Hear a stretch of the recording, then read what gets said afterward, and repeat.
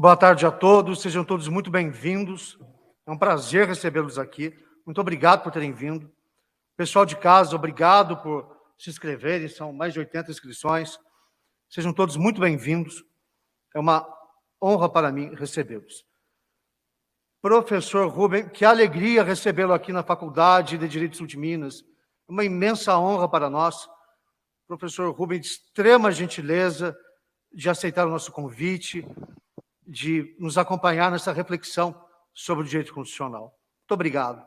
Esta faculdade, professor, é uma das mais tradicionais do país, ela tem aproximadamente 70 anos. Aqui no Brasil, o Ministério da Educação avalia as escolas por diversos critérios, a titulação dos professores, produção científica, uma prova que é realizada periodicamente, e nós temos aqui nota máxima permitida possível dessa instituição. O Brasil deve ter 1.200 escolas de direito, e nem 10% disso tem essa nota. E nós temos também o selo de aprovação da OAB, a Ordem dos Advogados, dá um selo de qualidade para algumas faculdades. Nem 5% dessas 1.200 faculdades têm, nós temos aqui.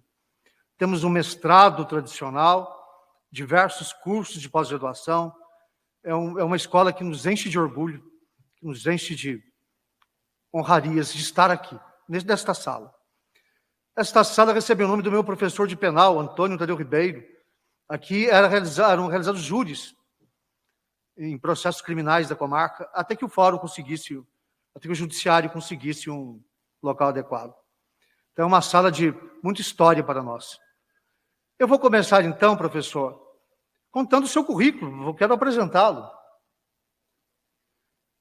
Professor Rubem Flores da Peivicius é professor de Direito Público da UDELAR, conselheiro do Poder Legislativo da República do Uruguai, ex-conselheiro da Presidência da República, ex-conselheiro do Prefeito Departamental de Cerro Largo, ex-chefe do Escritório de Assessoria Jurídica da OSE, ex-chefe de divisão da OSE, autor de mais de 30 livros e 200 artigos sobre temas de sua especialidade. Membro fundador da Associação Mundial para a Justiça Constitucional, membro da Associação Argentina de Justiça Constitucional, membro fundador da Associação Uruguaia de Direito Processual Constitucional, membro fundador da Associação Uruguaia de Direito Constitucional, membro do Anuário de Direito Administrativo do Uruguai, fundador do Centro de Estudos de Direito Público e é editor correspondente em diversos jornais e revistas eletrônicas da internet na Argentina, Espanha, México e Peru. Editor de uma importante revista de direito público no Uruguai, membro de diversos conselhos editoriais de revistas pela América Latina toda, autor de diversas conferências, diversos trabalhos científicos e,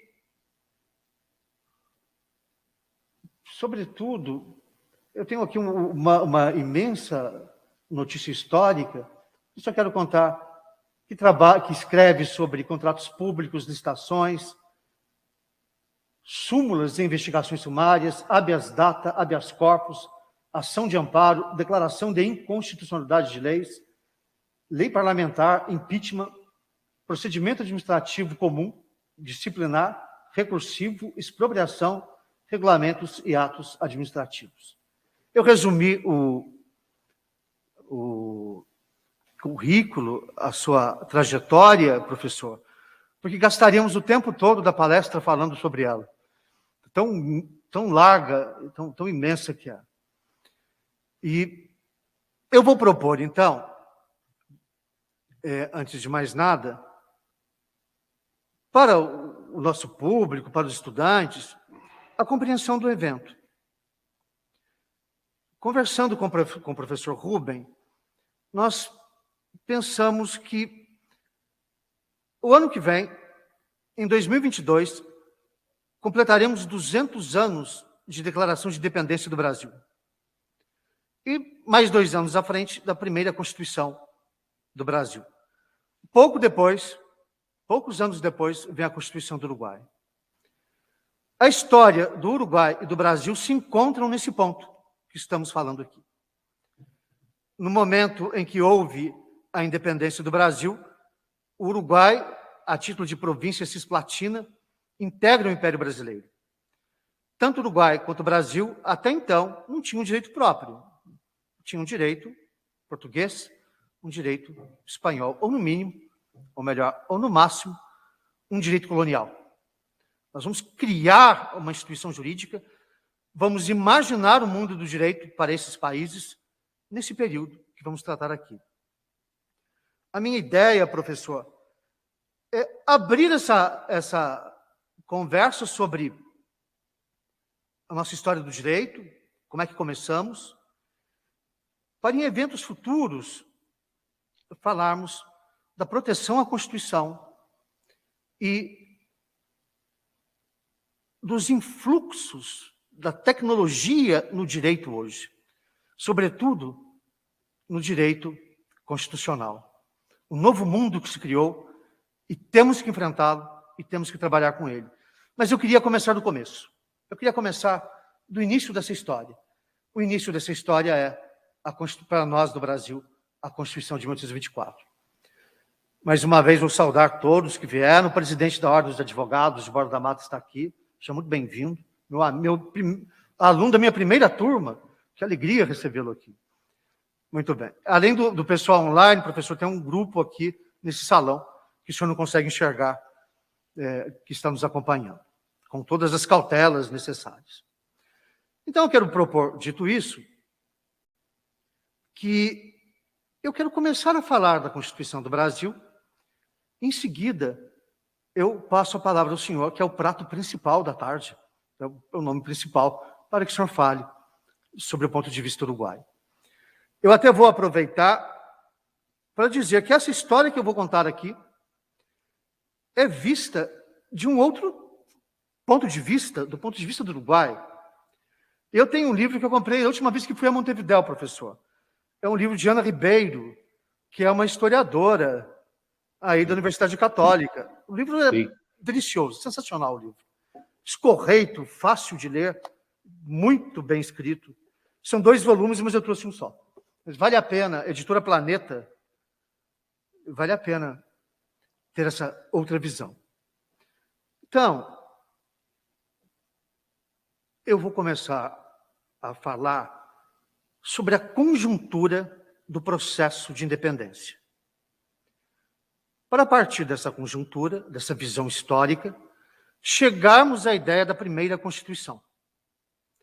Então, para começar, eu quero organizar o pensamento nosso. Como é que chegamos nessa conjuntura? Nós vivemos, durante o período colonial, sob um regime econômico, um paradigma econômico, do mercantilismo. O mercantilismo é uma reação ao mundo feudal. Ele cria uma nova lógica que não existia antes. Essa lógica feudal, ela começa a se desmontar a partir do século XI, quando ressurge, esse finalzinho do século XI, quase início do século XII, quando ressurgem as primeiras cidades que haviam desaparecido, praticamente, as cidades voltam a ter importância, voltam a se organizar como repúblicas, sobretudo no início ao norte da Itália, no que nós chamamos hoje de Lombardia e Toscana. As primeiras universidades são criadas. A primeira delas em 1089, a Universidade de Bolonha. Vocês que são jovens, vocês vão ver Bolonha completar 1000 anos. É emocionante isso. Eu não sei se nós conseguimos, professor, mas os jovens que estão aqui à minha frente vão ver isso. O sistema financeiro é criado, os primeiros bancos são criados, os títulos de crédito, as sociedades comerciais, os juros, a remonetarização da Europa, que praticamente desapareceu durante 7 séculos. A Universidade de Bolonha é muito importante, porque até então, ou você era clérigo ou era analfabeto. Cria um novo centro de conhecimento. E aquelas feiras ocasionais que existiam vão desaparecendo. como as feiras que nós temos aqui na região. Há uma época do ano, o Jean vai me contar que época é, em Borda tem uma feira. Quando é aquela feira que vai em Borda da Mata? Julho, mais ou menos. Em julho. Borda da Mata, professor, é uma cidade próxima daqui. Era uma tradição medieval, Jean. Então, os comerciantes se reuniam em entroncamentos, Carrefour, e vendiam seus produtos. Essas feiras vão sendo substituídas por um comércio regular nas cidades. Eu tenho uma nova lógica econômica, uma lógica de lucro. O mercado se expande, volta a haver navegação no Mediterrâneo, que havia sido interrompida pela invasão dos muçulmanos ao norte da África e ao sul da Europa. Com esse início de história, no século XI, começa a mudar o modo de produzir na Europa, no Ocidente.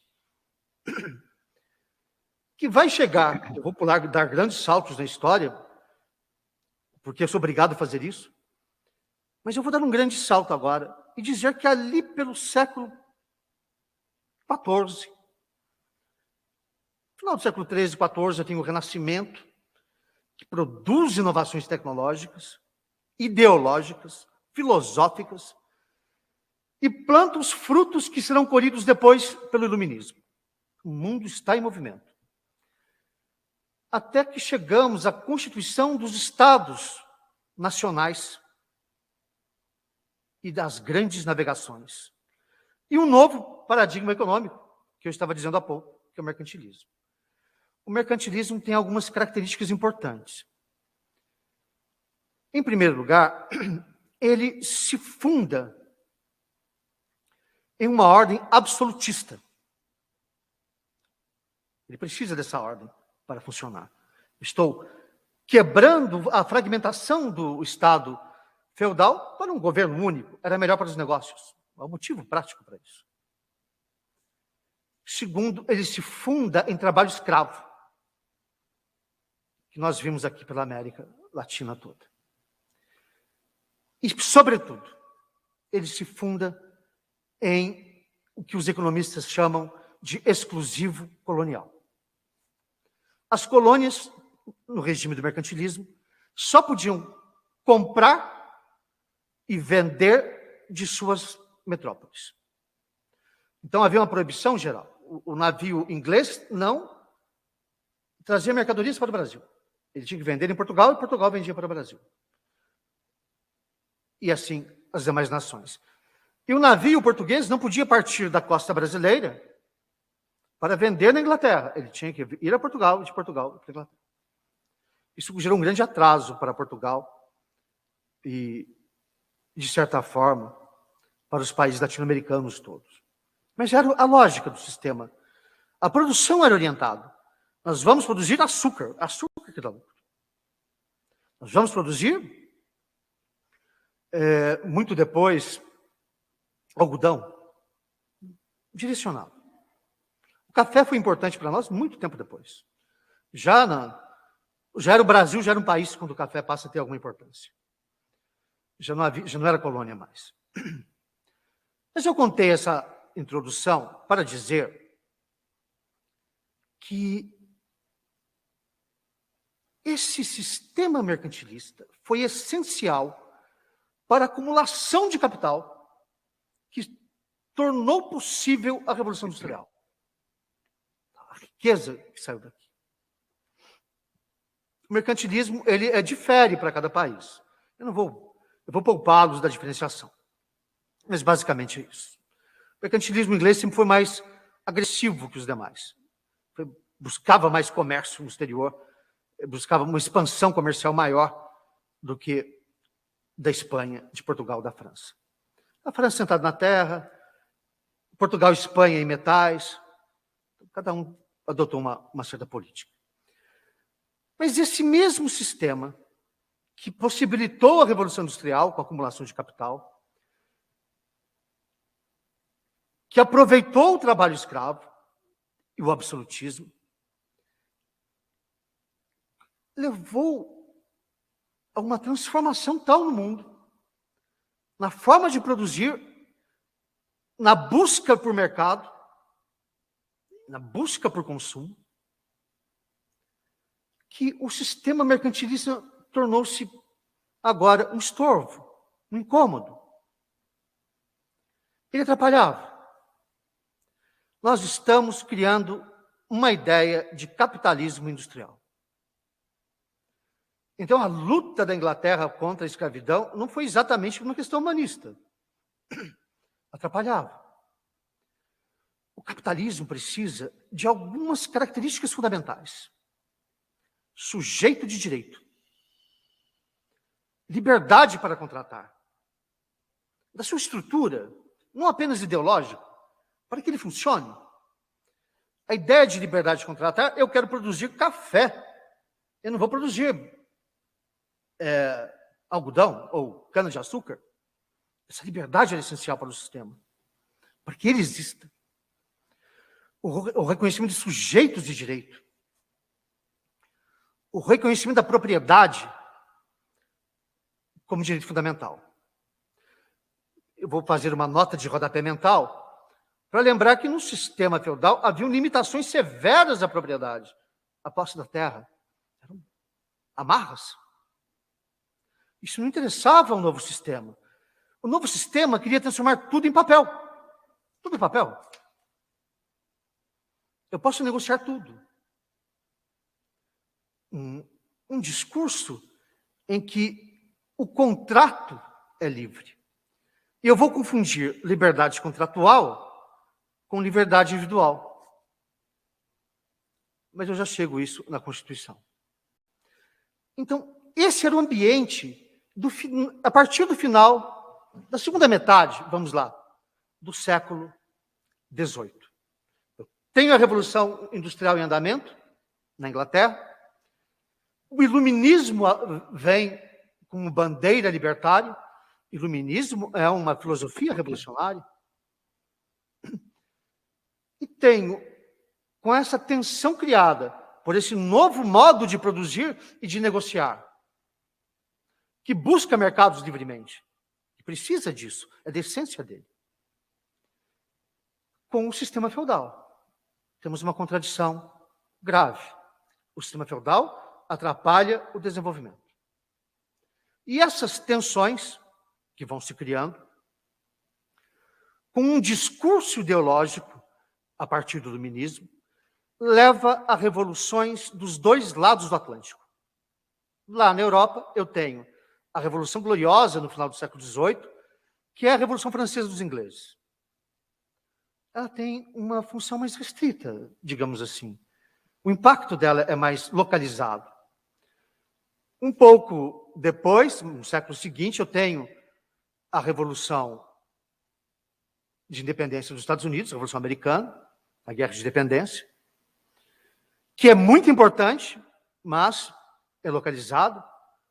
Há um historiador que eu gosto muito, o professor, o Eric Hobsbawm. Ele fala muito que a independência americana, a Revolução Americana é muito importante, mas não como a francesa.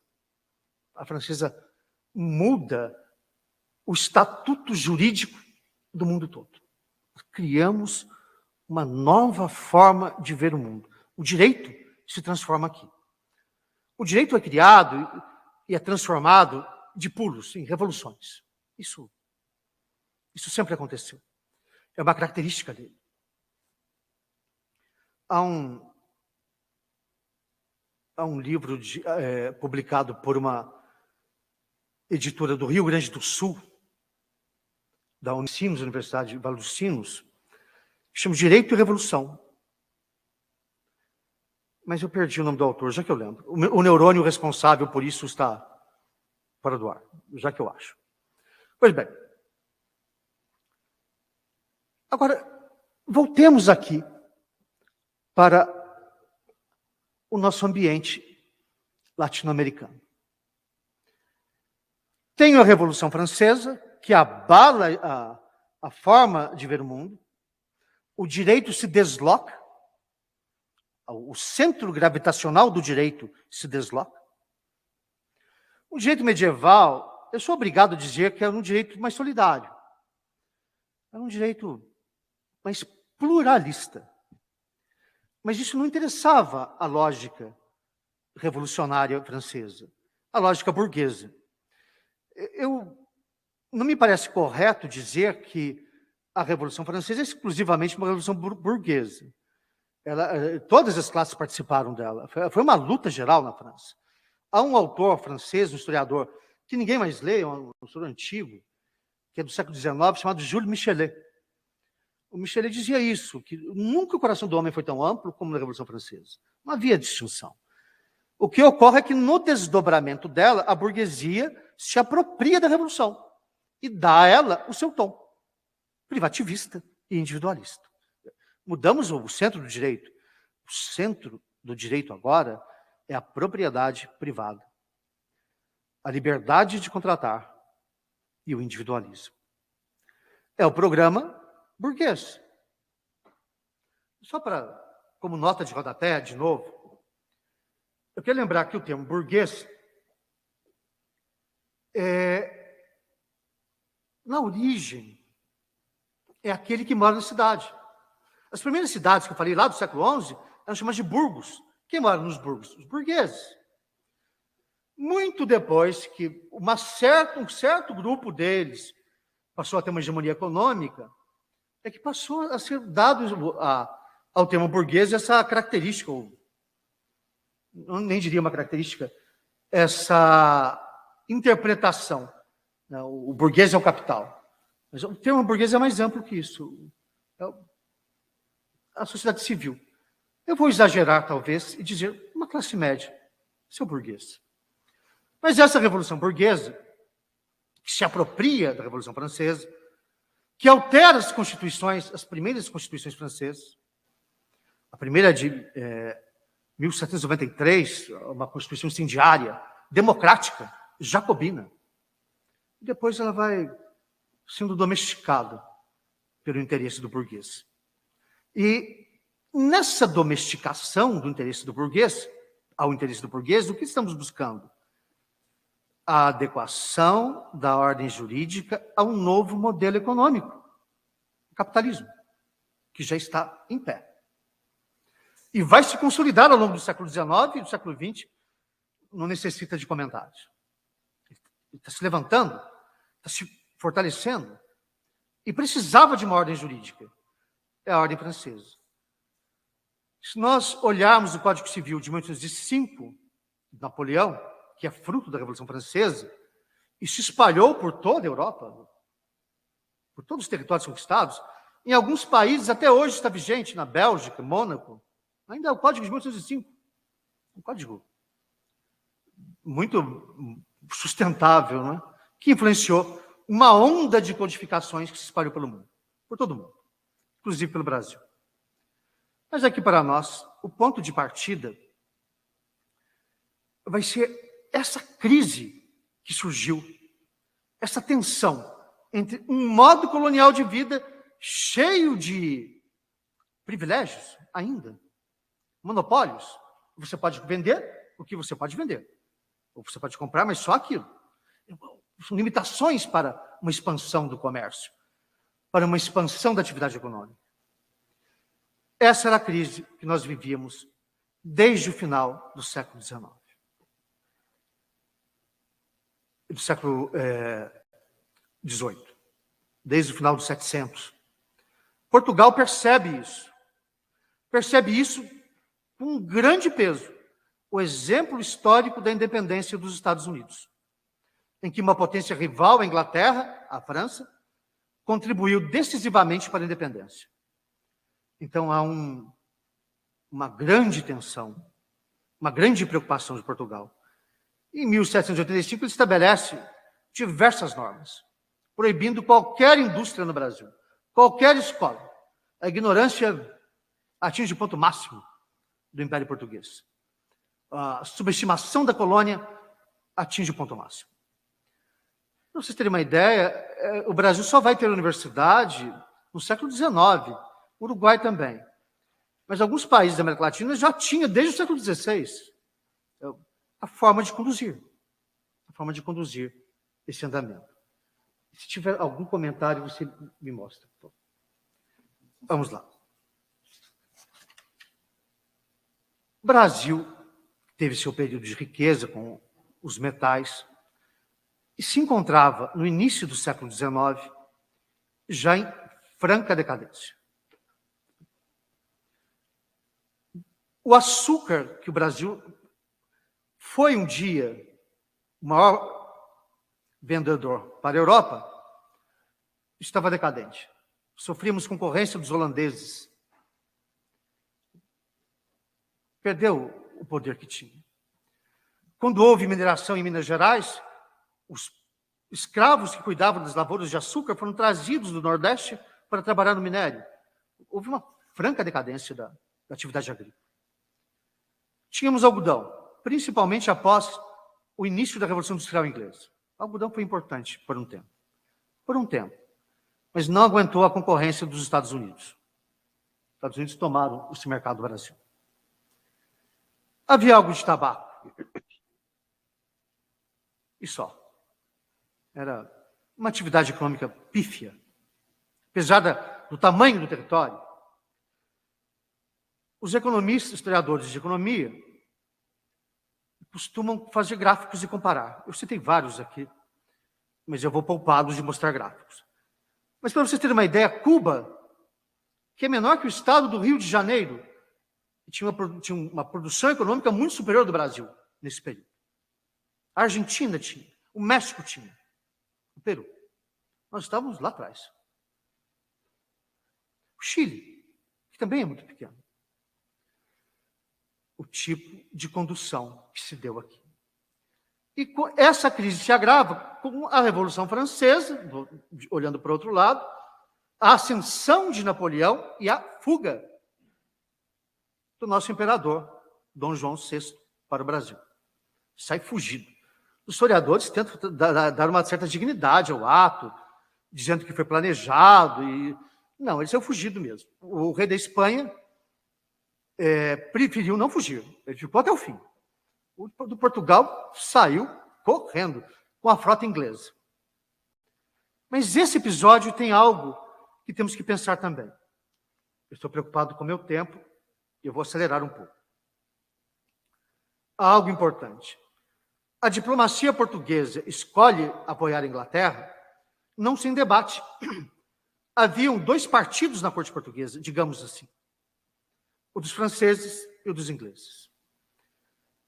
Havia uma preocupação imensa do rei de Portugal de enfrentar Napoleão e perder Portugal, diante da hegemonia bélica.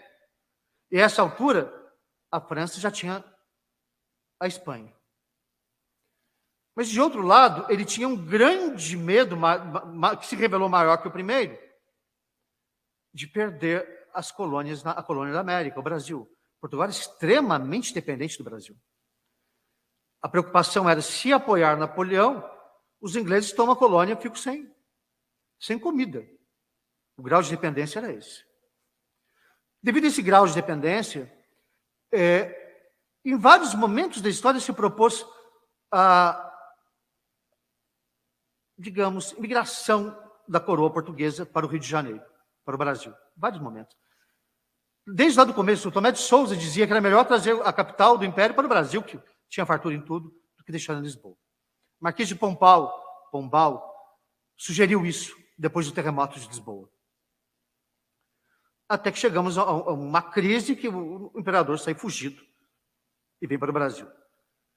A escolha foi essa. Eu prefiro manter a colônia que me sustenta a sede que vai cair a qualquer momento, que cairia, que teria um prejuízo ou perdendo o espaço territorial ou perdendo a economia. Ele escolheu perder o espaço territorial e fugiu para o Brasil. Os ingleses ofereceram essa ajuda de boa vontade porque queriam o mercado brasileiro. Na Inglaterra, já vivíamos a Revolução Industrial avançada. E o exclusivo colonial era um entrave para os ingleses. Então, a ideia era, tira o imperador de Lisboa, leva para o Rio de Janeiro e abre o mercado.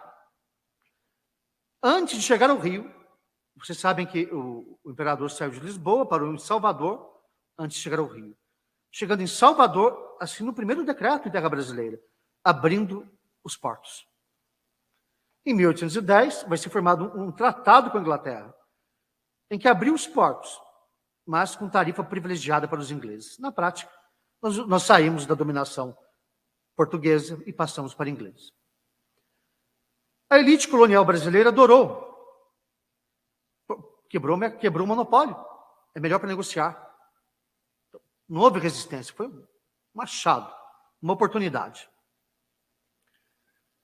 Enquanto isso, eu havia contado que na Espanha o rei ficou firme, não quis fugir. E na Espanha houve um grande movimento constitucional. Eles estão numa época de constituições. A Constituição Francesa criou isso. Eu me refiro à Constituição de Cádiz, que em 1812 é promulgada. É uma das constituições mais importantes da história. Eu não sei por que não estudamos mais isso. Precisamos estudar mais a Constituição de Cádiz. Importante, realmente revolucionário. Me parece mais do que a francesa e representativa. O Brasil chegou a ser regido pela Constituição de Cádiz. O Dom João VI editou um decreto até que se criasse uma Constituição em Portugal, que o Brasil e as colônias portuguesas seriam regidos pela Constituição de Cádiz. Durou um ano. E chegou a ter essa vigência aqui também.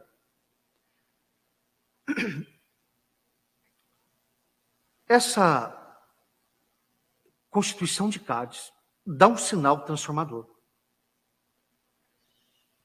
Dá um sinal que vai refletir em Portugal na Revolução Liberal daquele país, que vai criar sua Constituição Liberal, copiando muito da Constituição de Cádiz. Quando eu digo uma Constituição Liberal, eu estou enxergando, eu não estou pensando em liberalismo político.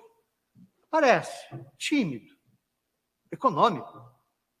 Nós estamos transformando o mundo a partir da transformação de um paradigma econômico. Eu não vou discutir qualidades ou não desse paradigma que é o capitalismo, mas nós não podemos dizer que ele não transforma o mundo. Ele transforma.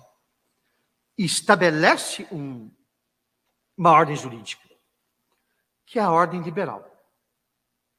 Liberalismo na economia. Eles eram conservadores, patriarcais e tudo mais. Eles eram liberais na economia. Abrir mercado, é a lógica do capitalismo, era necessário.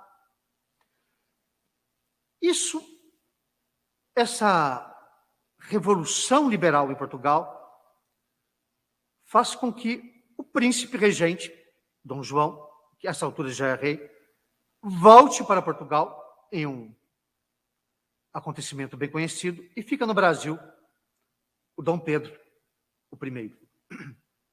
O Dom Pedro se propõe a uma Constituição. Ele, embora não tivesse a cultura dos outros nobres europeus, dos outros reis, infantes europeus, mas ele, na verdade, era uma pessoa culta. Então, ele ouvia e estudava autores importantes. Alguns deles fundamentais para a Constituição.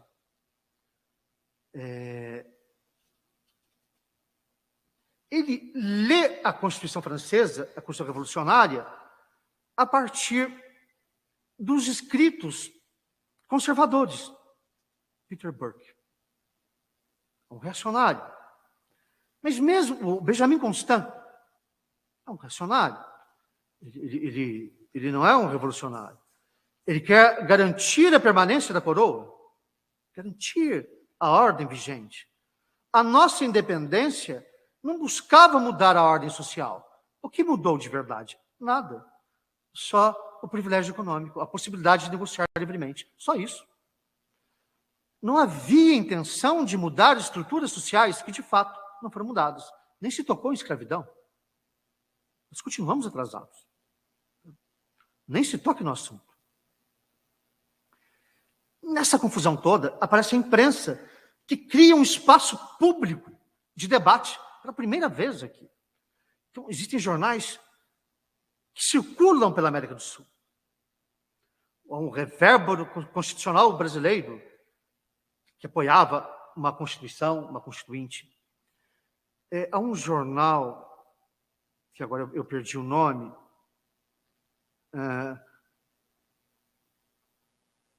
depois eu me lembro do nome, perdão por isso, Correio Brasiliense, que era publicado em Londres. É uma pena que não dá tempo de contar a história, é interessantíssimo. Mas era publicado em Londres e era vendido pela Europa, pela América do Sul toda e nos Estados Unidos. Queria independência, queria constituinte. A independência vem num movimento em que os portugueses se perdem a hegemonia no país, os portugueses que haviam invadido o Uruguai, tentando expandir, que tinham pretensões à Argentina, mas foram vetados pela Inglaterra. A Carlota Joaquina era herdeira do trono argentino. Ela queria a Argentina, mas a Inglaterra nem pensar. Então pararam em Montevidéu, as tropas portuguesas. Não sem resistência. Esse livro que eu mostrei, Los Tiempos de Artigas, ele conta essa história de forma muito interessante. Precisamos ler esse livro. E uma leitura muito fácil de se fazer. E vem a Constituição. Eu já preocupado com o meu tempo. Vem a Constituição. Vem a Constituinte primeiro. O grande autor dessa Constituinte é o José Bonifácio. Mas José Bonifácio, ele não era exatamente um iluminista. O José Bonifácio, ele era conservador, na verdade. Ele queria apenas retirar os sujeitos de primeira classe de Portugal, que dominavam a economia em todos os setores, e colocar no lugar deles os brasileiros, a colônia. Ele é muito importante, mas ele é o que ele é. Calma. Ele foi contra uma constituinte mais democrática. Ele não queria abrir o espaço. E ele tinha plano de dissolver a constituinte, se ela saísse do roteiro que ele pretendia. Mas ele acaba brigando com Dom João por conta de um incidente em São Paulo. Eu vou pular o incidente, mas é uma coisa absurda. Foram presas pessoas pelos Andrade, pela família do José Bonifácio. E o Dom João fala, não, o Dom Pedro diz, não pode prendê-lo sem ter um processo, calma, e manda soltar todo mundo. A consequência é que o José Bonifácio, que apoiava o imperador, torna-se inimigo feroz e publica diversos jornais contrários ao Dom Pedro, que vão criando um clima de animosidade muito grande, insuflando a população local contra a população portuguesa, de origem portuguesa. Então, queriam expulsar os portugueses, queriam fazer uma grande reação. Mas não era um ataque de verdade aos portugueses, muito mais era um ataque ao próprio Dom Pedro e à política dele. Isso faz com que a Assembleia seja dissolvida e o Dom Pedro elabora a sua própria Constituição, que segue praticamente todo o texto da Assembleia. Ele é praticamente repetido. Alguns artigos da Constituição de Cádiz são copiados da Constituição francesa. Ele se organiza. E, invocando a doutrina de Benjamin Constant, a ideia do poder moderador, o equilíbrio, a ideia de equilíbrio. Muito boa para o imperador, porque com isso ele consegue hegemonia. Na realidade, era o poder hegemônico, o poder moderador.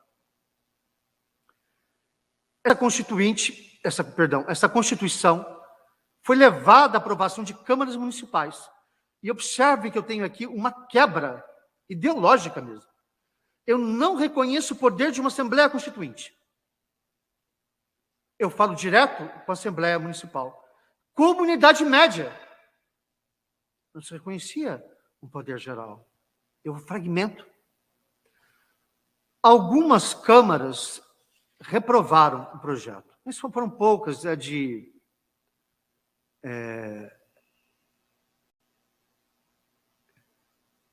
Olinda, de Recife e de Itu, em São Paulo. Mas a prática é importante observar. A prática não é à toa.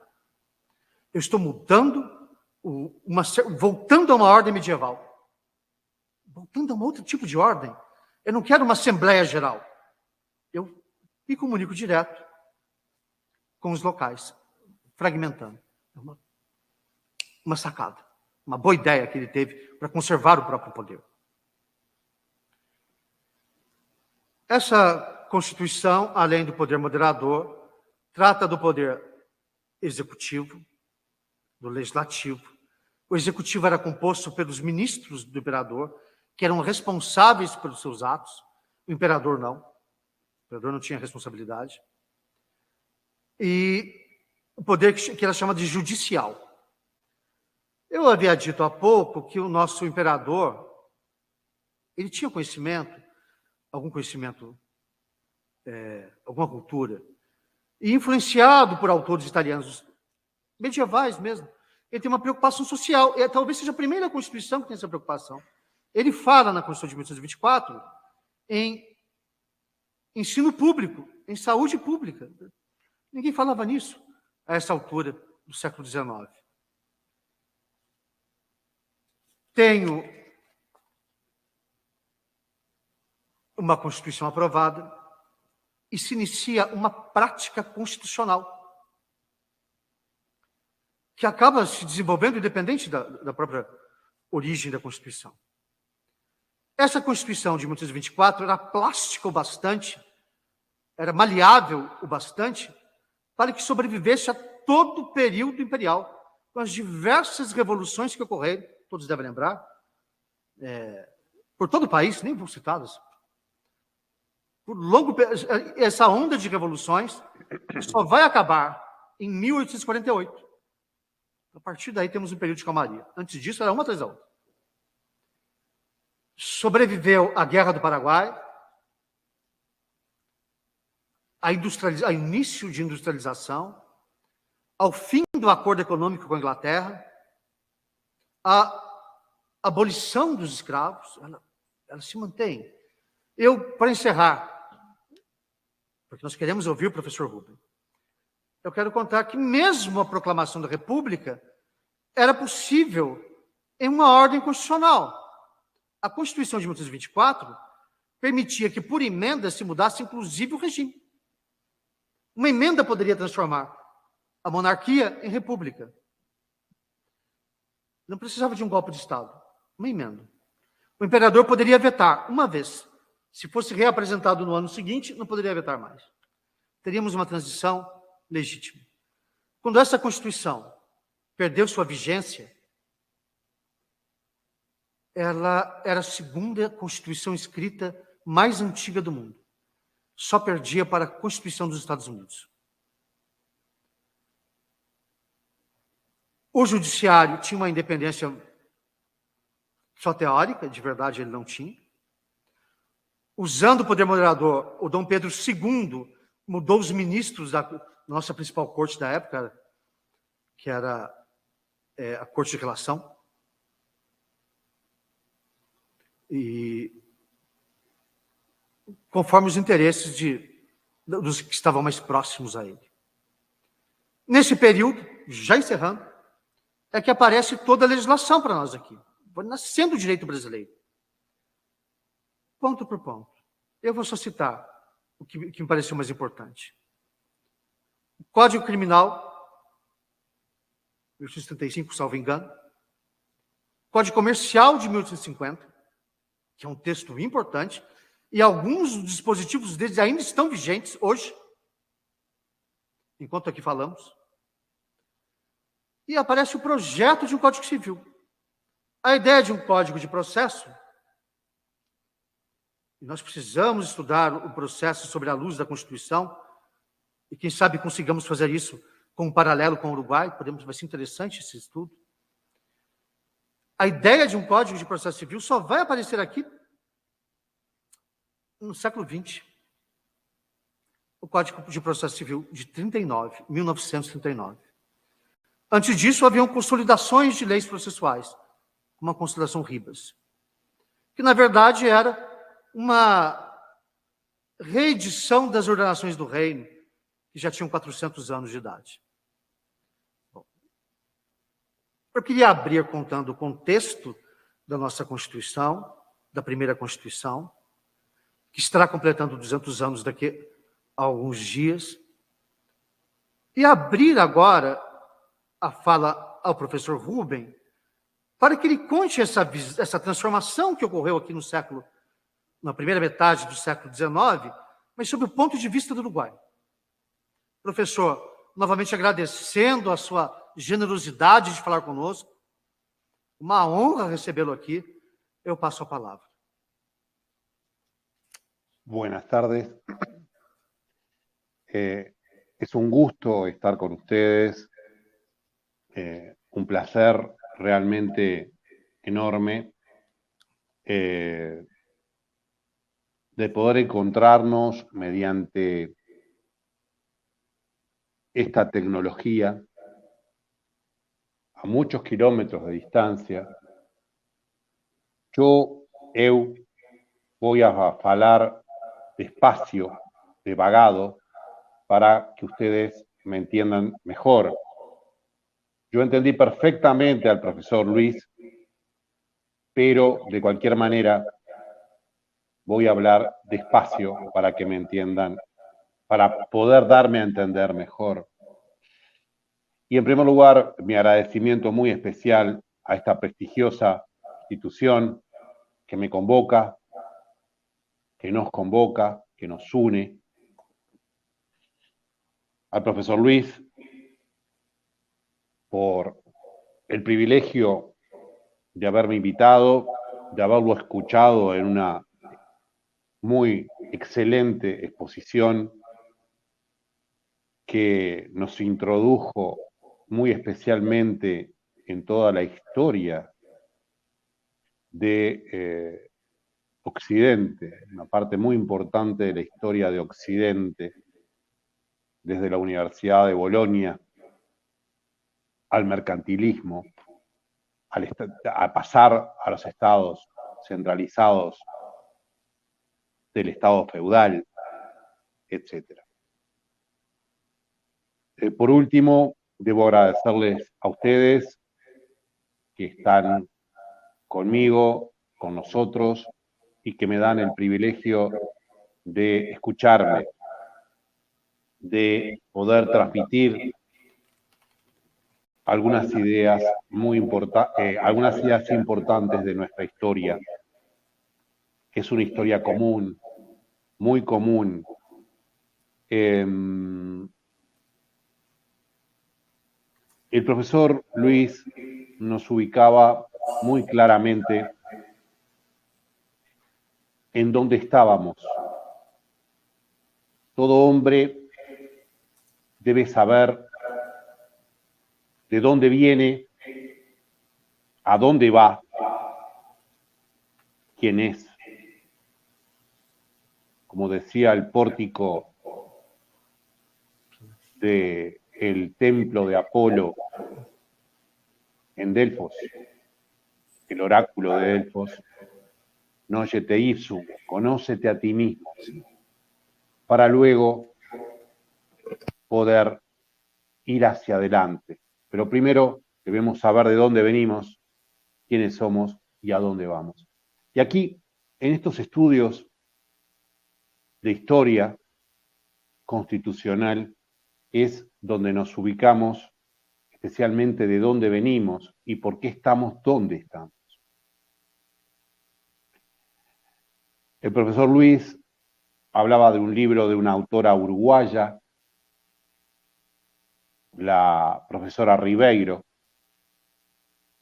que si no estoy equivocado, yo la conozco personalmente, que si no estoy equivocado además es, inclusive por el apellido, es de origen brasileño, portugués. En este momento es la subsecretaria, la viceministro de Educación y Cultura, mi estimado profesor Luis. Es la viceministro de Educación y Cultura. Y hemos estudiado nosotros el periodo de historia brasileño. Yo hace unos años tuve el gusto de conocer a don Bertrand de Orleans de Braganza, el heredero de Braganza, Orleans. Sin perjuicio, no estoy haciendo ningún tipo de comentario político, pero tuve el placer de conocerlo en Brasil, lo conocí en en Aracayú, en Sergipe, en unas conferencias que dimos por allí. Uruguay, en el periodo que nos convoca, se llamaba la provincia oriental, o la banda oriental más que la provincia oriental. La banda, un pedazo de tierra, digamos, por decirlo así. Y estábamos entre los portugueses y los españoles. Estábamos entre el poder portugués y el virreinato del Río de la Plata, que estaba en Buenos Aires. Éramos disputados nosotros tanto por los portugueses como por los españoles. A tal punto que la ciudad de Colonia, uruguaya, nace inclusive en una invasión portuguesa. Nace en una invasión portuguesa. Ello da lugar a la fundación de la ciudad de Montevideo, más posteriormente. Vean qué historia estamos observando.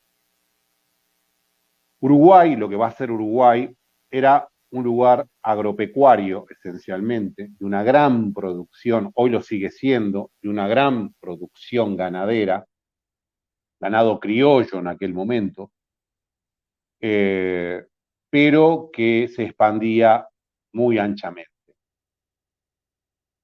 En la historia constitucional uruguaya, Uruguay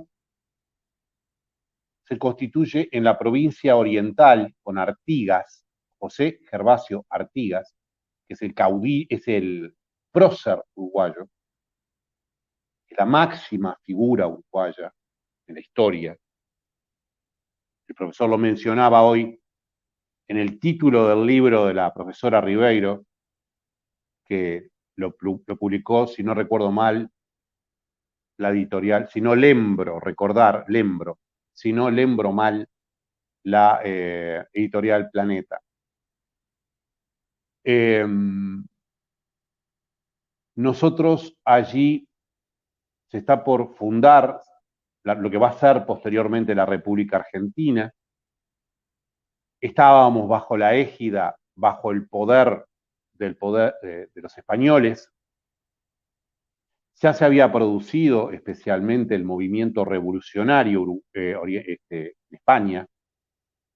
Creo que el profesor Luis fue muy claro, muy preciso cuando nos habló de la Revolución Francesa, de la importancia de la Revolución Francesa, de la fugida de los Braganza para Brasil y de que los reyes de España, los Borbones, se quedan en España. Napoleón Bonaparte los sustituye, los quita del poder y pone a su hermano José. Ello da lugar en las colonias españolas a movimientos registas, a movimientos en favor del rey de España, diciendo, el francés no es nuestro rey. Y esos movimientos dan lo que se llama los cabildos abiertos. El cabildo era el municipio, la asamblea de cada ciudad. Y allí comienza la gesta independentista. También por los problemas económicos que también nosotros soportamos, como lo dijo muy bien el profesor Luis, el monopolio de España que nos estrangulaba, porque no podíamos comerciar sino con España para comerciar con Inglaterra. España nos vendía sus productos y se llevaba el ganado. Y la cosa es que allí va a nacer un elemento constitucional muy importante en Uruguay, que fueron las instrucciones de 1813 que presentamos ante el Congreso de las Provincias Unidas del Río de la Plata. Una frase fundamental, son instrucciones, les decimos instrucciones, porque el pueblo oriental uruguayo dio instrucciones, órdenes a sus delegados, y en una de esas, muy importante, decía que nosotros éramos absolutamente democráticos. La cosa es que en las provincias españolas del Río de la Plata hubo un fuerte centralismo del puerto de Buenos Aires. Centralismo. Ello dio lugar a guerras también entre los federales y los unitarios. Y en ese entonces, Artigas, el prócer uruguayo, era federalista. Y, según se dice, con alguna serie de intervenciones, Portugal invade la provincia, la banda oriental, y la incorpora, como muy bien dijo el profesor Luis, la incorpora al imperio brasileño, al imperio portugués en ese entonces, como la provincia cisplatina. Ello sucedió, la invasión portuguesa a nuestra tierra, sucedió en 1816. 1816.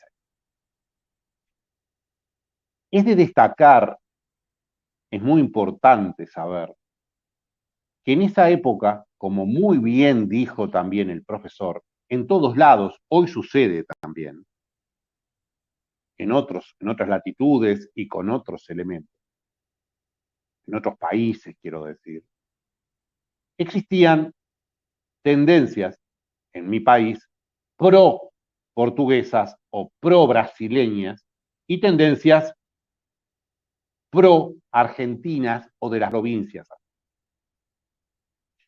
Cuando los portugueses invaden la provincia uruguaya, la provincia oriental, en ese momento, hubo personas que estaban de acuerdo, eran pro-portugueses. Había otros que no. Luego de ello, el grupo que estaba a favor de la independencia, teníamos un grupo pro, ya Brasil se había independizado, el que invadió la provincia oriental se llamaba Federico Lecor, conocido, que después fue barón, fue ennoblecido por la corte de Braganza. Pasa a ser provincia brasileña o parte de Estado Brasil. Había pro-brasileños, independentistas y pro-argentinos. Comenzamos una guerra con Brasil y aparece Inglaterra también, mi querido profesor Luis. Siempre presente Inglaterra con temas esencialmente de política internacional basada especialmente en la economía, en la apertura de puertos, en la necesidad de comercializar. Y de esa forma se celebra una convención en donde se establece que Uruguay va a ser independiente. Especialmente por el hecho de la intervención inglesa. Especialmente por el hecho de la intervención inglesa. Los ingleses querían un Estado que separara, que estuviera en el medio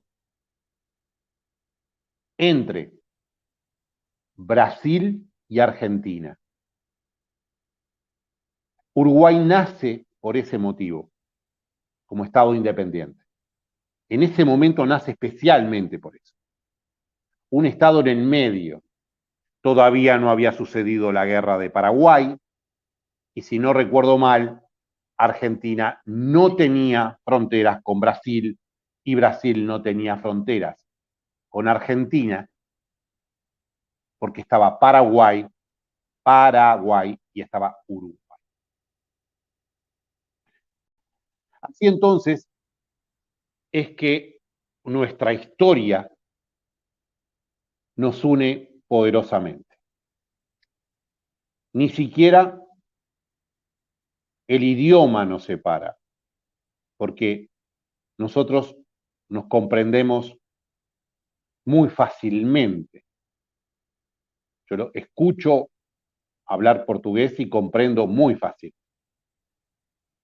Estoy en este momento en Montevideo a 340 kilómetros de la frontera.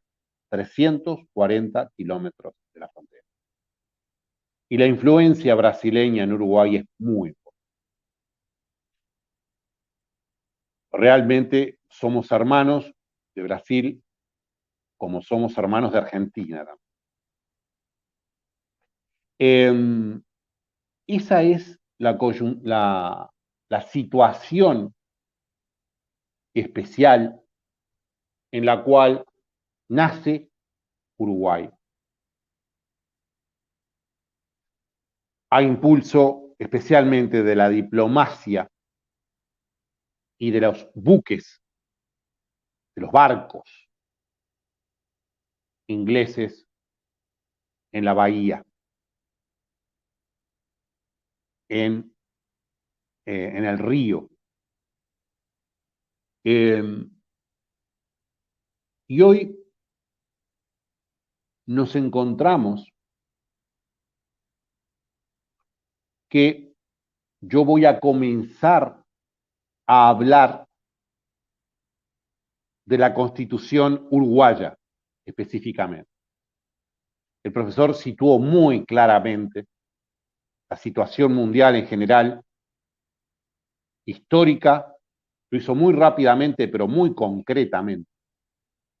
Rápido, pero concreto, claro, preciso. Y yo situé la posición en la cual se encontraba especialmente Uruguay.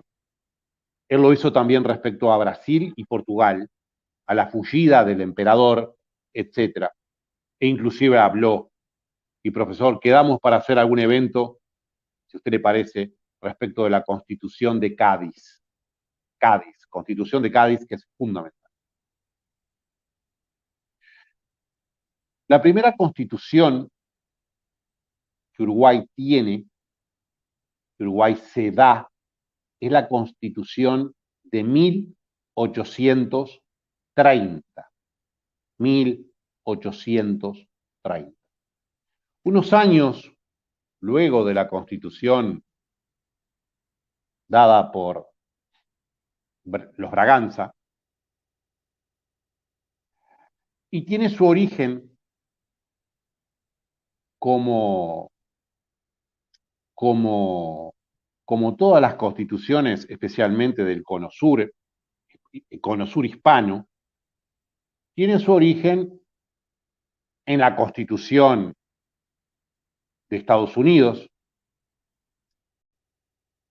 en la Constitución americana, en la Revolución Francesa, claramente, y en lo que se denomina especialmente, por eso lo decía, las ideas de Artigas. Estaba exiliado en ese momento, en Paraguay. Artigas, José Gervasio Artigas, murió en Paraguay. Es un hecho que la Constitución de 1830 de Uruguay, además, tuvo en cuenta la Constitución chilena, la española de Cádiz, y es una constitución diferente a la primera constitución brasileña, evidentemente diferente. Uruguay y todos los países herederos de España nunca fueron un imperio, siempre fueron repúblicas, siempre fueron repúblicas. Nosotros nos constituimos como república. Es importante destacar, muy importante destacar, el concepto que mencionaba el profesor Luis respecto al poder moderador, a la irresponsabilidad del jefe de Estado, en el caso del emperador brasileño. Hoy día, por ejemplo, los reyes de España son poderes, el rey de España representa al Estado, es el jefe de Estado, no el jefe de gobierno. No el jefe de gobierno, no gobierna, representa. Lo mismo pasa con los Windsor en Inglaterra. Y son irresponsables. En España hoy, por ejemplo, el caso de España es muy claro, el rey español es irresponsable. Inclusive es irresponsable por lo que firma. Por eso, como decía el profesor Luis, el Poder Ejecutivo están los ministros, que son los responsables, y más allá, y por eso mismo nace lo que nosotros llamamos el refrendo, la firma del ministro. Firma el emperador o el rey y el ministro. Y en las ex colonias españolas, el poder moderador se encuentra en el presidente de la República, en el presidente de la República, que es el jefe de Estado. También para nosotros, el jefe de Estado es jefe de gobierno. En Uruguay a mí no me cabe duda que el presidente de la República es el que gobierna. Jefe de Estado representa. Jefe de gobierno gobierna. Entonces, las constituciones que surgen de los países que se independizan de la corona española son todas repúblicas. Es una forma de gobierno. Ustedes tuvieron en la década del 90, el profesor me puede corregir, un plebiscito respecto a si instauraban nuevamente la república, el imperio. Eso lo hablé con Bertrand de Orleans y Braganza, que mora y en San Pablo. Y bueno, habiendo dicho esto, voy a hacer una presentación general de la Constitución uruguaya. Reitero, es muy importante saber de dónde venimos, para saber en dónde estamos y para saber a dónde vamos. Hoy el profesor lo mencionaba, al pasar, no es el tema para hoy, pero hoy estamos en un mundo completamente tecnificado. Él lo mencionaba, la tecnología. Mencionó inclusive la tecnología en la revolución industrial. Y hoy nos encontramos con esta forma de comunicación. Nos encontramos con lo que se denomina un e-learning. Nos encontramos con el Big Data. Nos encontramos con las monedas electrónicas. Eso es donde nos encontramos hoy. Y todo tiene que ver con la economía, donde el profesor hizo especial. Quiero dejar claro eso, porque es muy importante. Nos encontramos además, y esto es muy importante, saliendo un poco de tema, pero sí estando en el tema en dónde estamos y en la economía. Hay un autor que yo no sé si ustedes han leído, si no lo han leído, lo recomiendo muy especialmente, que se llama Alvin Toffler. Alvin Toffler, que predijo la sociedad del usa y tira. Si yo rompo el móvil o la computadora, no la arreglo prácticamente, la tiro, porque me sale más caro repararla que comprar una nueva. Y ese autor nos inspira para decir esta frase que es fundamental. Hoy, los analfabetos del futuro no serán aquellos que no sepan leer y escribir.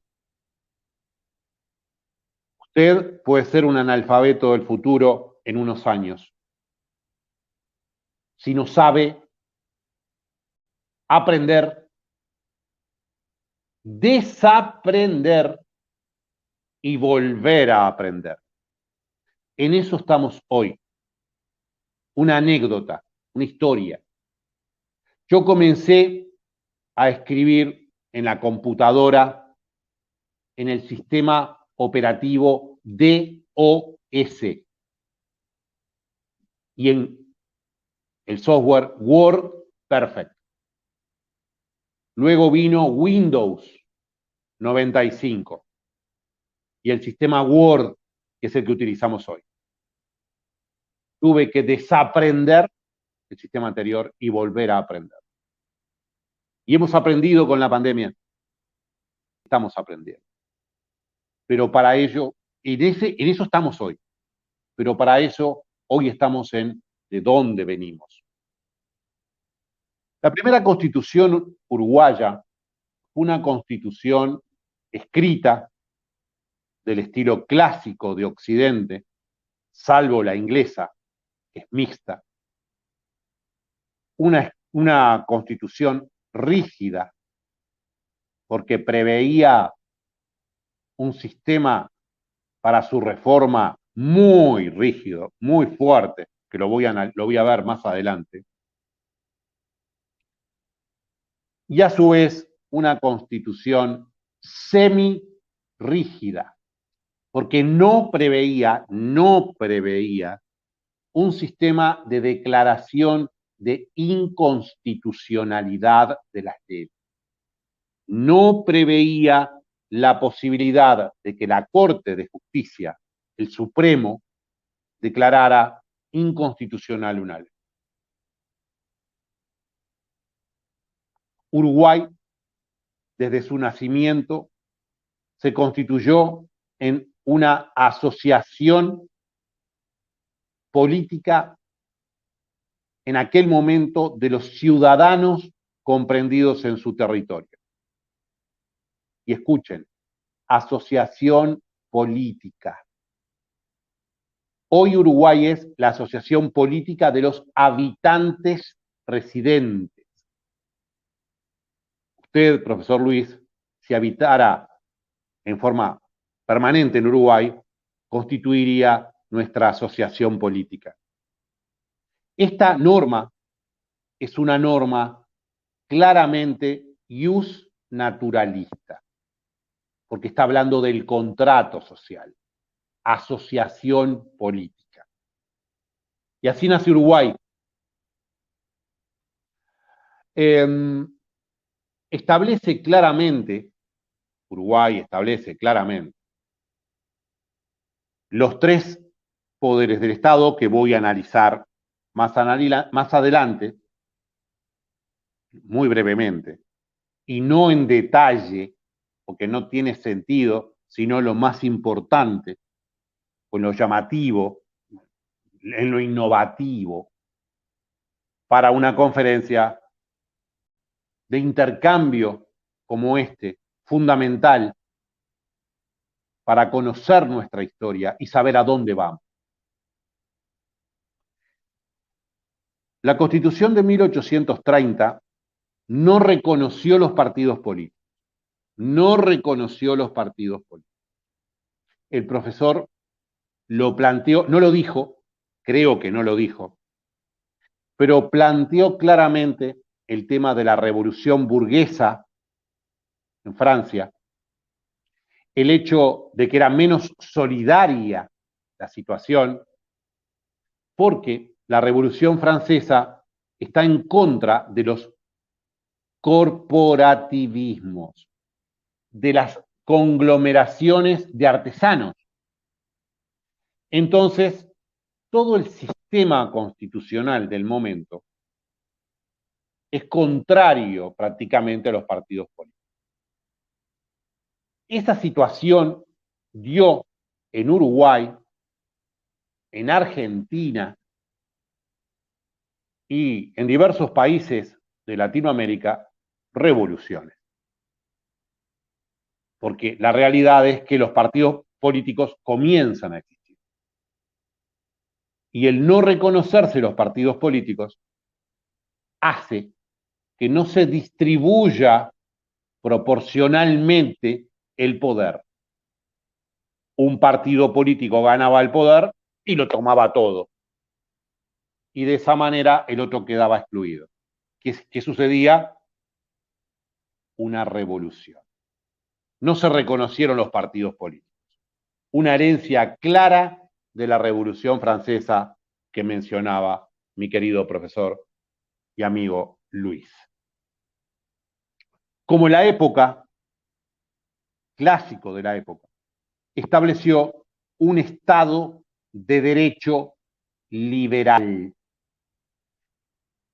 Y reitero, porque el profesor Luis lo planteó muy claramente, siempre nos estuvo hablando en general, ideológicamente, de la situación general, pero habló muy claramente de la economía.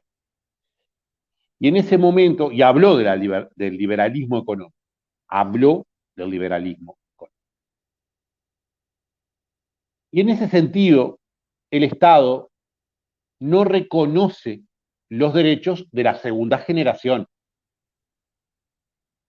No existe el derecho, la protección del Estado al sindicalismo, al trabajo, a la vivienda, sino que es un Estado prescindente.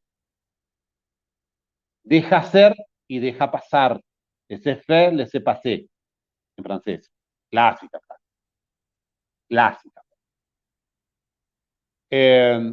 No había sucedido todavía la revolución industrial, la segunda revolución industrial. Estamos en la cuarta, quinta revolución industrial en este momento. Hoy, estamos en la cuarta revolución industrial o quinta, que es la revolución tecnológica. No había sucedido esa revolución, no había acontecido la Primera Guerra Mundial, no había mutilados, familias destruidas y no habían derechos sociales. El Estado era un Estado prescindente que aseguraba la libertad, había un ministerio de guerra, la libertad exterior, la libertad interior, un ministerio de policía, aseguranza interior, y económicamente inclusive no existía ni siquiera, no existían los bancos centrales. Se dice que el primer banco central, por lo menos el origen del primer banco central, es el Banco de Francia en la época napoleónica. En Uruguay existió un banco muy importante, que fue el banco fundado por el Barón de Mauá, brasileño, que emitía moneda. En aquel momento era común que los bancos pudieran emitir moneda. Hoy día no lo es, sin perjuicio de las criptomonedas que están surgiendo. El Bitcoin, por ejemplo, que es una criptomoneda. Estado liberal de derecho. Reconocimiento solamente de los derechos de primera generación. Derechos humanos de primera generación. Derecho a la libertad especialmente. Como todas las constituciones de aquel momento, poco más, poco menos, la Constitución uruguaya estableció una religión oficial. Uruguay en ese momento era católico, apostólico, romano. En la próxima Constitución va a ser un Estado laico, va a eliminar la referencia a una Constitución oficial. Ello no obsta decir que siempre se reconoció en Uruguay el derecho a la libertad de cultos. Cada cual puede pensar y creer en lo que estime del caso. Pero el Estado, en 1830 y hasta 1918, sostuvo una religión oficial, la católica. Otro elemento muy importante en la historia constitucional de la época es la ciudadanía y la elección de los miembros justamente elegibles, representantes, diputados, senadores. Las constituciones de aquel entonces, por lo menos en la América española, eran constituciones completamente censitarias. Yo hago pausas, me detengo para destacar conceptos. Lo hago intencional. Eran constituciones censitarias. Para votar, para poder elegir a un representante, se debían tener determinadas condiciones. Por ejemplo, determinado capital, no ser jornalero, no estar sujeto a trabajos especiales, se debía saber leer y escribir, etc. Era una constitución censitaria. Pero si para votar se determinaban determinados requisitos, se necesitaban determinados requisitos, más ainda, para ser elegible, para ser senador o representante. Uruguay va a tener 2 cámaras en el legislativo, 2 cámaras. Se necesitaba determinado capital, etc. O sea, que en primer lugar existía un límite para votar. La mujer no votaba, por supuesto que las mujeres no votaban. Eso. La mujer comenzó a votar en Uruguay en la década de 1930. Las mujeres no votaban. Para votar había que tener determinadas condiciones, determinados capitales.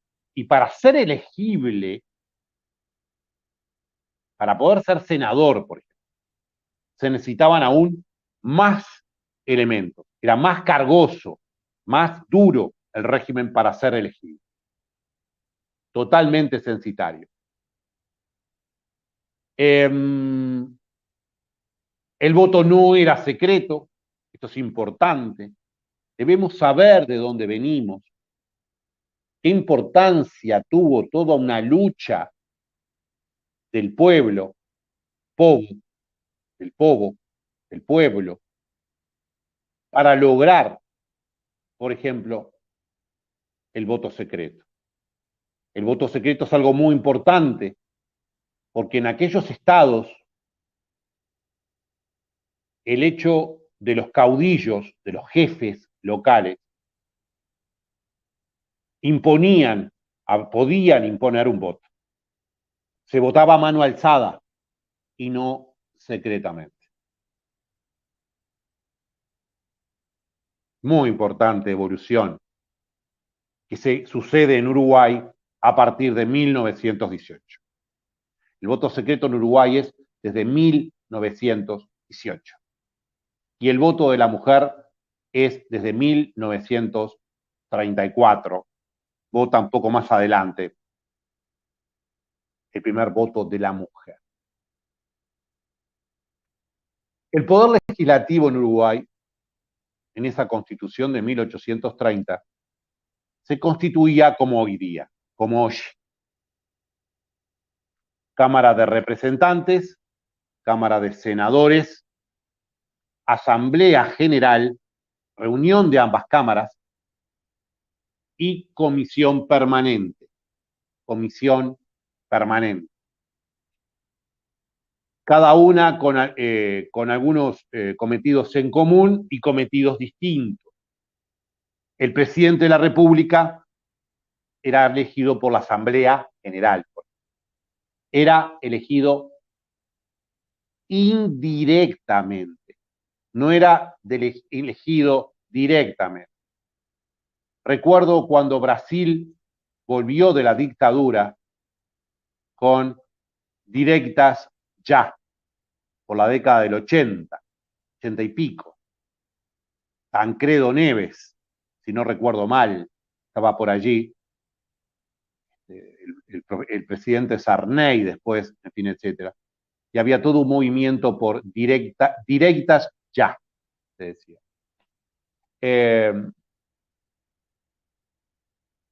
El presidente de la República entonces era elegido por la Asamblea General. Duraba 4 años y no podía ser reelegido si no pasaba un periodo intermedio. Podía ser elegido por 4 años, luego tenía que estar 4 años fuera del poder y podía ser reelegido otra vez. Esto es importante destacar porque en las reformas constitucionales que se dieron especialmente en Uruguay, en Argentina también y en otros países, especialmente de habla hispana, siempre se discutió temas como, por ejemplo, la reelección del presidente de la República. Argentina hace unos 20 y pico, 30 años, permitió la reelección. En Uruguay, hoy no hay reelección inmediata. No hay reelección inmediata. También siempre se discutió la forma de integrar el poder legislativo en lo que tenía que ver con la representación proporcional o no. Recuerden, Uruguay no es un Estado federal, no es un Estado federal, es un Estado unitario. Nosotros no tenemos una Cámara que represente a los estados, como por ejemplo el supuesto de Estados Unidos, los americanos.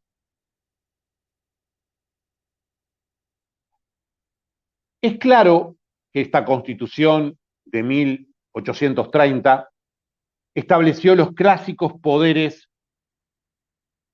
el clásico fuero del legislador. Garantía por voz y voto, jamás son responsables. El desafuero que nace especialmente en Inglaterra, en el Parlamento inglés, la protección del Parlamento, ¿sí? La inmunidad de arresto, no se puede arrestar a un legislador si no es en infraganti delito, o semiplena prueba y luego de ser quitados los fueros.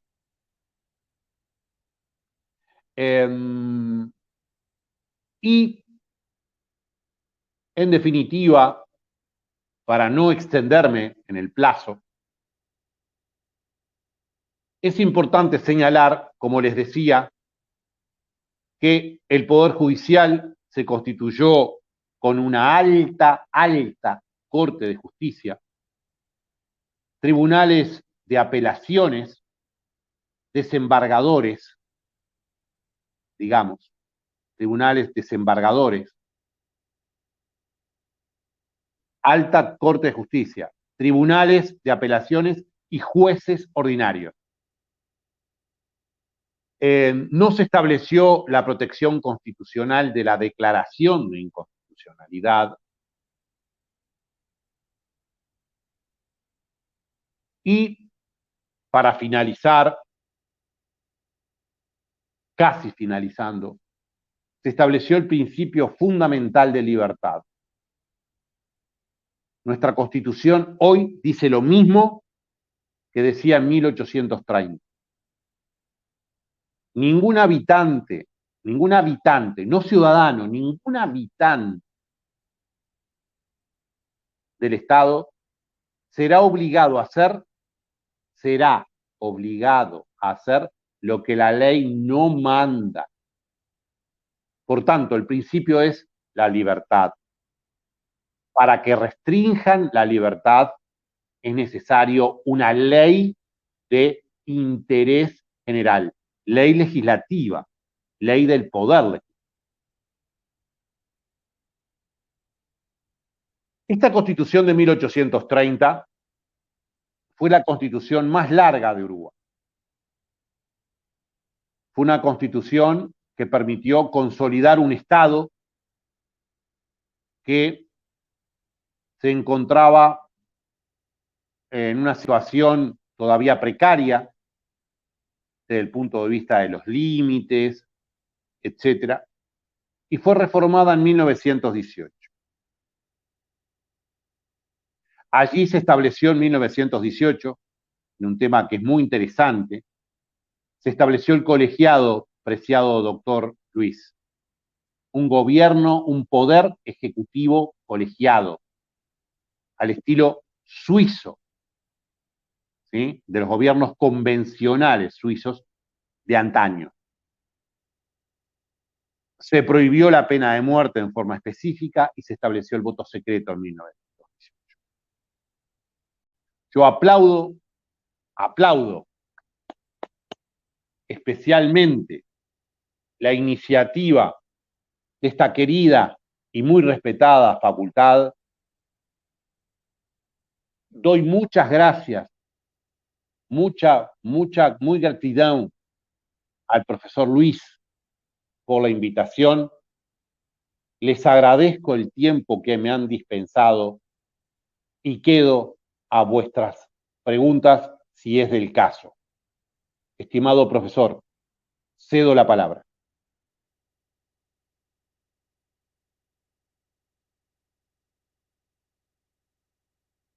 Gentileza, a delicadeza de falar pausadamente para compreendermos melhor. Eu me senti grosseiro porque eu falo como locutor de corrida de cavalos, mas foi muito gentil, muito clara a exposição sobre a primeira Constituição uruguaia. Vamos expandir o nosso estudo para tratar talvez da garantia processual nas duas Constituições e vamos avançando aqui esse intercâmbio entre os países. O senhor havia dito, eu vou ser rápido, que os alunos têm aula agora, daqui a pouquinho, mas eu só gostaria de fazer um comentário. O senhor comentou que a primeira Constituição do Uruguai não previa controle de constitucionalidade. A nossa também não. Mas a nossa sofreu uma coisa muito curiosa. Foi criado um Conselho de Estado pelo imperador que não era do Poder Judiciário, mas que exercia, através de instruções, o controle de constitucionalidade. Ficou mais estranho ainda do que a ausência da norma. Professor, muito obrigado, muitas graças por nos receber aí em sua casa, por estar aqui conosco, a tecnologia permite isso, falando com os meus alunos. Obrigado a vocês que vieram aqui, com uma chuva terrível lá fora, o pessoal que veio aqui, até aqui, o pessoal de casa, muito obrigado por nos acompanhar. Fique com o meu agradecimento, a minha gratidão. Eu espero em breve estar com o senhor falando de outro tema dos dois países. Muito obrigado, professor. Gracias, profesor. Yo espero, creo que quedó planteado el tema para conversar respecto al control de constitucionalidad. ¿Cómo se organiza el control de constitucionalidad hoy en Brasil? Tema que ustedes tienen el Supremo y tienen otro órgano más. Es un tema muy interesante para nosotros y muy interesante. Y plantear nuestra opinión. Nosotros no tenemos corte constitucional. Es un tema para estudiar profundamente el derecho procesal constitucional. El derecho procesal constitucional. Espero, profesor, prontamente, cuando salgamos adelante de esta pandemia, porque vamos a salir como siempre hemos salido, como salimos de la peste negra en su momento, hablando de historia, poder encontrarnos personalmente aquí en Uruguay, poder organizar algún evento y estar con un lugareño para que le muestre algunas cosas que yo sé que usted quiere mucho Uruguay, y yo conocer algún día Minas que no conozco Río de Janeiro, conozco Aracayú, conozco Recife, conozco Porto Alegre, conozco Goiânia, Paraná, por supuesto, Porto Alegre, pero no conozco Minas. Y algún día poder encontrarnos y poder intercambiar y darnos un fuerte abrazo. Muchas gracias, profesor. Muchas gracias, queridos alumnos. Muchas gracias, profissionais. Será um prazer recebê-lo aqui no sul de Minas. Vamos passear pelo sul de Minas. Eu vou dizer a todos, antes de encerrar, que o Uruguai é uma belezinha, é um lindo Uruguai. As pessoas são extremamente gentis. Eu gostei de tudo no Uruguai, professor, tudo. Não tenho o que falar. Eu fui várias vezes ao Uruguai representando o cliente, e várias vezes sozinho, para passear.